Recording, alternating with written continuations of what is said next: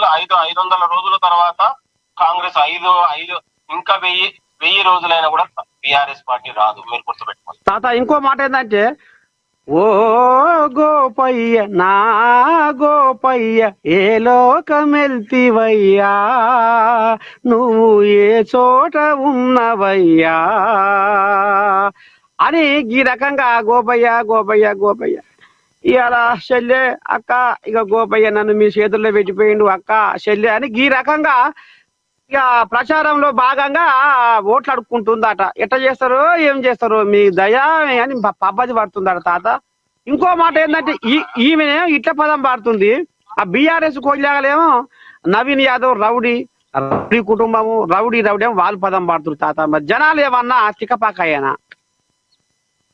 నేను మీకు నిజంగా బీఆర్ఎస్ నాయకులు సిగ్గులొచ్చుంటే ఆ మహిళను ఆ సోదరికి ఇవాళ ఆల్రెడీ కవితమ్మ బయటికి వెళ్ళిపోయాను, మరి ఆ కవితమ్మ ప్లేసు ఈ అక్కకి ఇవ్వచ్చు కదా, సునీతమ్మకి ఇవ్వచ్చు కదా. నేను అంటా ఉన్నాను, నిజంగా కేటీఆర్ కు ఆడపిల్లల మీద గౌరవం ఉంటే నా ఆడపిల్లని నేను ఎండల బుక్కిల తిప్పను, నేను ఇంట్లో కూర్చోబెట్టి గోపన్న చేసిన మరి గోపన్న ఆశయానికి పెట్టి ఇంకొని పెట్టొచ్చుగా. ఈ సానుభూతి రాజకీయాలు ఎందుకు?